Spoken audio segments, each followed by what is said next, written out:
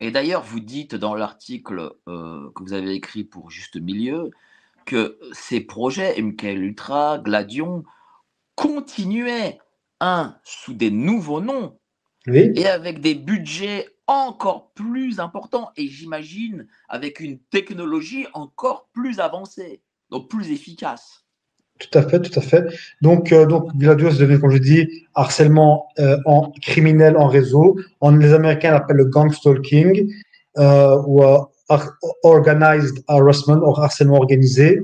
Ça par exemple l'agent Ted Gunderson a divulgué en 2011 que ça fait pas que donc ce programme de harcèlement en réseau fait partie du programme Echelon qui est un peu connu, qu'on pensait que c'était encore une fois uniquement un programme de surveillance numérique, mais le programme Echelon donc, a aussi un programme de surveillance physique, de harcèlement physique, et donc ce MK Ultra qui est donc sous vos noms, donc sous nouveau nom, sous budget limité, ben maintenant il a muté en ce qu'on appelle le harcèlement ou torture électromagnétique ou psychotronique. Donc, Qui gère ça aujourd'hui? Est-ce que c'est sur les Américains? Est-ce que derrière l'OTAN? Est-ce qu'il y a aussi les Européens? Qui gère ça? nous, toutes les pistes mènent au tandem CIA Mossad.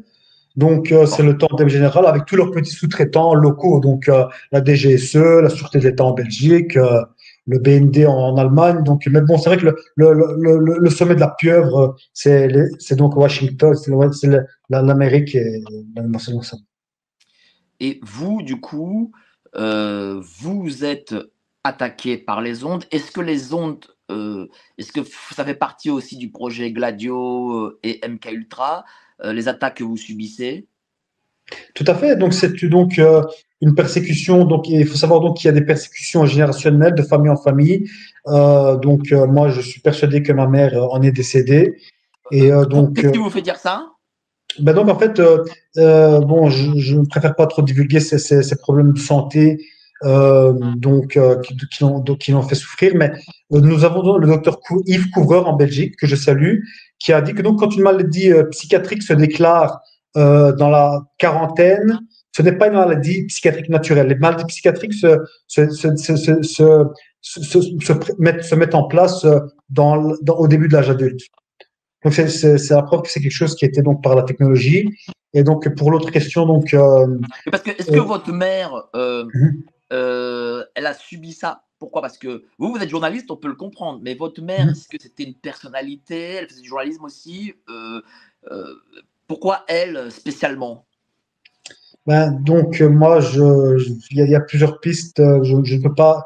Je reste dans l'affirmation. Si je ne peux pas Bien sûr. affirmer, je ne le dis pas. Mais donc ici, moi, je pense que c'était un sacrifice sur l'autel du diable. Donc c'est la souffrance. Et ma mère a souffert pendant presque 20 ans. D'accord. Et donc, à la suite de ça, vous-même en êtes victime. Oui, j'en suis victime. Et donc, moi, ça a commencé. Donc, moi, donc, donc pour placer un petit peu le profil donc, de ces cibles victimes, ce sont des personnes généralement sensibles, conscientes, qui connaissent beaucoup de choses sur les projets cachés, pour ceux qui connaissent sur le contrôle mental, sur les armes à énergie dirigée, alors qu'on a parlé donc l'opération Gladio, et donc cette récupération des nazis par les États-Unis, le programme Paperclip, des personnes qui ont déjà une on va dire un profil responsable, des chercheurs de vérité, des potentiels lanceurs d'alerte qui sont peut-être déjà devenus lanceurs. Et donc il y a beaucoup de lanceurs d'alerte qui sont ciblés donc par ce programme Gladio Depuis combien de Ultra. temps êtes-vous ciblé, cher Osler? Moi, je suis persuadé que ça a commencé en 2012, donc j'avais 23 ans. Et donc, ça a pris une tournure dramatique à mes 24 ans. Et depuis 10 ans, donc, il y a des phases de stabilité, des phases de persécution. Donc là, pour le moment, je bénéficie d'une phase un petit peu, donc, où je suis soi-disant tranquille, mais l'attaque est sournoise. Donc, les dégâts se déclarent doucement. Mais non, pas c'est ce genre Bon, de dégâts. qu'est-ce qui se passe lorsque vous êtes attaqué? Décrivez nous ça. Alors donc les attaques, ça utilise donc deux choses que peuvent faire les ondes électromagnétiques. Donc soit interférer avec l'esprit et la physiologie, soit avec le corps directement pour faire Donc, si c'est une attaque à énergie dirigée ou à micro-ondes, ça fait des brûlures, des douleurs, des acouphènes, des migraines atroces, des acouphènes atroces. Donc, c'est pas un petit truc. Et donc, sur l'esprit, ça peut provoquer des troubles émotionnels très graves, donc de la paranoïa, des pseudopsychoses, des troubles de l'humeur, de l'hyperactivité ou alors de l'apathie. Ça peut provoquer des idées suicidaires. Donc c'est la partie psychotronique. Maintenant pour la partie physique. Donc si tu veux bien, j'ai préparé une liste de choses Ah ben, qu'on peut subir. allez-y. Oui, parce Donc que voilà, je préviens les gens. mhm. Notre ami Osler Atalay, qui est journaliste, qui enquête dessus, du fait de ces attaques d'ondes, a parfois, on en a parlé hors antenne, des sortes de trous de mémoire. Et donc, on a convenu aussi que pour ne rien oublier, il puisse lire ses travaux. Oui, merci. Donc, cette liste a été faite par la cible et ingénieur Frédéric Laroche, que je salue aussi. Donc, on peut subir donc de la fatigue soudaine et chronique, des insomnies, c'est un peu loin, des réveils nocturnes ou répétés, du vieillissement, des dysfonctionnements, des crises cardiaques jusqu'à la mort, des douleurs intenses dans les organes, les muscles, les os, euh, assimilables à la torture, des migraines acouphènes atroces, des nausées, des vomissements, des brûlures. J'aurais voulu montrer une photo des brûlures, mais malheureusement, je ne pourrais pas. Donc, des pertes de mémoire de concentration, des spasmes, des saignements de nez, des vibrations, des électrochocs, des sensations d'aigu enfoncées, des problèmes visuels, un Alzheimer précoce, de l'épilepsie, des leucémies ou des cancers précoces, encore, donc c'est encore un meurtre à distance, de l'amnésie, des vertiges, des troubles immunitaires, des évanouissements, des AVC, des thromboses et beaucoup d'autres. Quand on voit bien donc AVC, cancer, crise cardiaque, c'est étrangement ce que subissent beaucoup de nos lanceurs d'alerte ces derniers temps. Donc c'est une piste vraiment à explorer. Pour la partie psychotronique, donc on peut souffrir donc de voix artificielles pour faire perdre la tête. Donc des pseudopsychoses pour faire croire à la schizophrénie, de l'instabilité émotionnelle, de l'hyperactivité ou de l'apathie, comme je l'ai dit. Voilà. Et vous, vous avez subi un peu tout ça ou quelques-uns de ça. Qu'est-ce que vous subissez? J'ai presque 90%, donc presque 90%. Et donc là, je n'ai pas eu de diagnostic de malade mental. Donc c'est encore une fois, ceci c'est ce qui permet de distinguer que comment donc les symptômes physiques, ça ils sont indiscutables. Et donc les psychiatres compétents voient que donc la personne n'est pas une personne malade, mais c'est quelque chose d'indu. Donc j'en parlerai donc le scientifique du MI5 du renseignement militaire britannique Barry Trower a affirmé qu'on pouvait créer des pathologies psychiatriques artificielles qui pourraient vraiment duper n'importe quel psychiatre. Maintenant, la psychiatrie est devenue tellement incompétente que voilà, dès que quelqu'un se plaint de quelque chose de un petit peu difficile à prouver, c'est la case schizophrène. Donc ça c'est encore une fois donc la psychiatrie est complice donc de ce programme MKE Tragladio. C'est-à-dire que vous êtes parti voir un psychiatre ou un médecin et eux vous ont dit non, monsieur, vous n'avez rien, c'est ça? Non, en fait, j'ai donc bon, j'ai eu des accès de colère et d'instabilité émotionnelle. Donc, j'ai eu des conflits avec, par exemple, ma famille ou des autres personnes. Donc voilà, donc la police est intervenue. Ensuite, voilà, donc voilà, on m'amène là où je veux pas et bon, ben, je me fais voir par des gens et ils disent monsieur, vous n'avez rien, donc on me laisse sortir. Donc c'est voilà, c'est vraiment d'institutionnaliser des gens et comment parfois des personnes n'en sortent pas. Donc je fais référence à Monsieur Louis Cacomo, si mon souvenir est bon, qui est donc un professeur français Oui, qui a de été emprisonné Perpignan, pendant de 4 ans. l'université de Perpignan. Je connais très Oui, bien. oui, oui, C'est oui. ça. Et qui, je ne sais pas que c'était ces ondes qu'il avait eues, parce que lui a été emprisonné quasiment des années durant, alors qu'en effet, c'était ces ondes pour lui, c'est ça? Pour moi, c'est pas les ondes, mais ça, c'est par la partie gladio. Parce qu'en fait, donc, il faut savoir, donc, D'accord. par exemple, il a été dénoncé par, moi je me souviens très bien, il a été dénoncé par le recteur, parce le monsieur Kakomo avait dénoncé des inégalités sur les diplômes, et donc ça doit provoquer la fureur de son supérieur, qui devait sûrement avoir des réseaux très forts dans les sociétés secrètes ou autres, donc comme la franc-maçonnerie ou la maçonnerie, autant le dire. Et donc il a eu donc la police qui a collaboré, qui l'a envoyé interné. Donc la psychiatrie est un outil du pouvoir, il faut le comprendre. Alors, vraiment, il faut en prendre conscience. Moi, je le dis, enfin, je savais que ça existait, MK Ultra, les ondes, etc., mais je ne connaissais pas bien cela jusqu'au jour où, l'année dernière, j'ai reçu en plateau Madame Hélène Pelos. Madame Hélène Pelos, qui est diplomate, qui a été à l'ONU, etc., qui s'est battue justement contre certains lobbying. Et elle est dans le film Les Survivantes de Pierre Barnérias. Et à la suite de ça, les attaques ont commencé. Et je vais vous dire, cher Osler,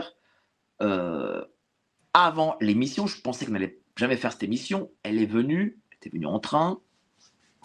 Et elle me dit, Monsieur Borowski, êtes-vous croyant? Hors antenne.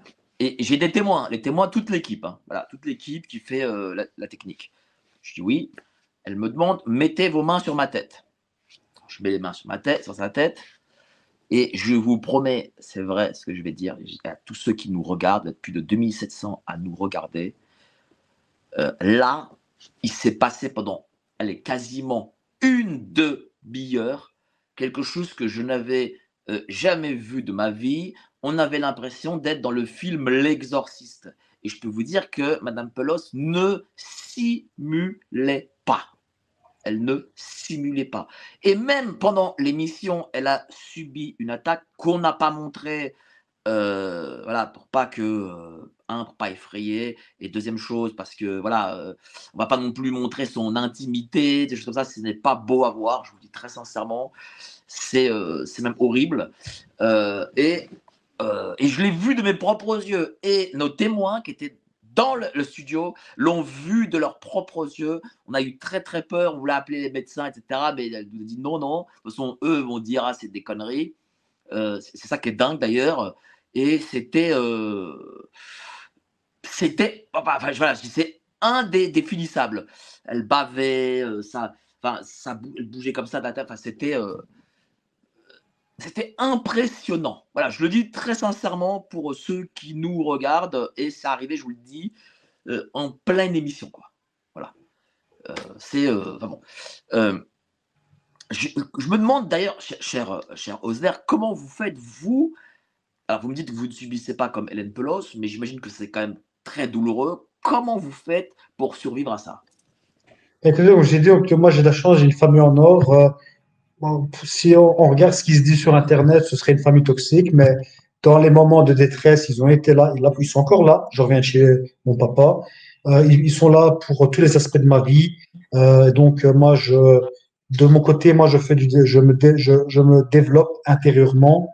Je dirais ensuite par la suite comment on peut mieux vivre avec ça, se protéger. Ben, C'est dites-le, important. on va en parler tout de suite. Voilà, dites-le, Oui.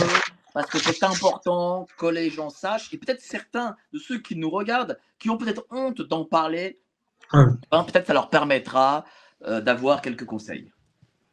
Très bien, je commence. Ben, écoutez, donc quelque chose qui avait très bien marché pour moi, c'était de mettre de l'aluminium sur les fenêtres. C'est un résultat variable. J'ai une autre connaissance ciblée pour qui ça a marché. Mettre de l'aluminium sur les fenêtres, ça peut bloquer des signaux très nocifs d'attaque. Donc c'est vraiment, pour moi, il y a une chance sur deux, autant la prendre. Ne pas utiliser le Wi-Fi, mais l'Internet filaire, je vais vous montrer. Donc ça, Ah, ça a coupé. Alors, si vous avez... Ça a coupé, cher Osler. C'est-à-dire que si vous n'utilisez pas le Wi-Fi, ça coupe. Hein. Oui, bon voilà, j'ai voulu bouger le câble de mon filaire. Ne bougez pas parce que sinon après ça coupe. Ça va, donc c'est le Wi-Fi donc est une arme psychotronique. Je déteste le Wi-Fi. Et donc maintenant le Wi-Fi a passé de norme de 2 GHz à 5 à 6 GHz. C'est un monstre. C'est une antenne relais dans votre maison. Par pitié, abandonnez le Wi-Fi.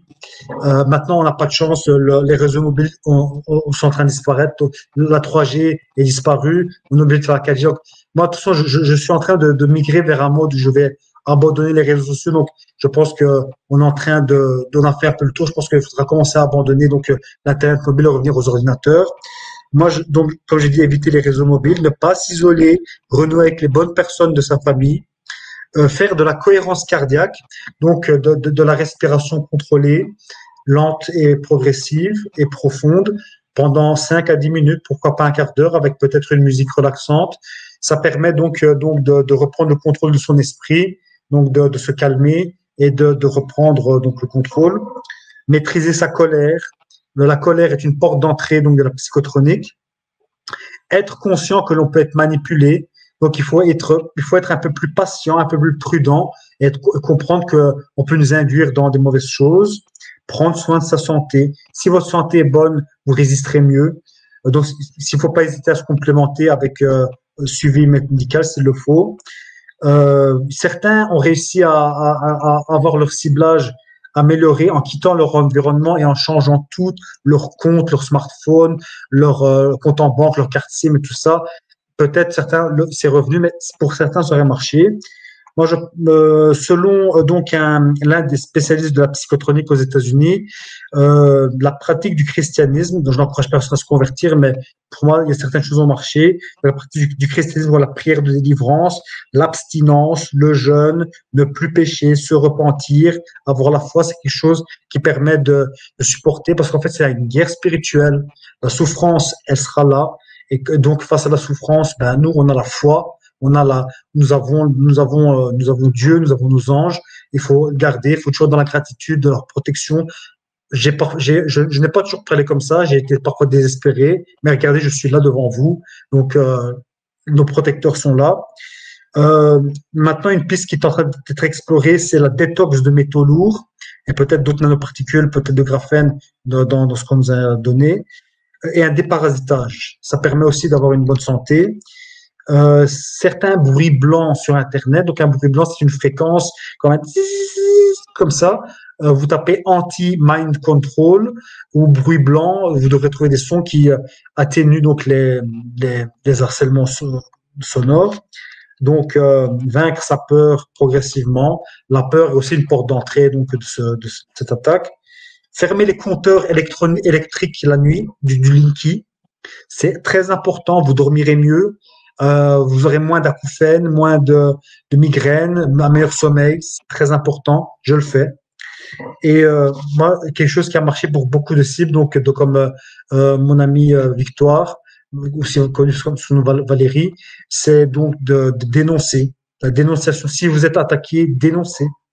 Et ils auront peur, ils n'oseront pas tout le temps, parfois, certains comme Frédéric Laroche que j'ai énoncé est toujours attaqué malgré la dénonciation, mais pour certains, donc les attaques sont diminuées lorsqu'on l'on dénonce. Et j'ai peut-être l'impression que moi aussi j'ai été un peu privilégié avec tout le travail que je fais. Merci.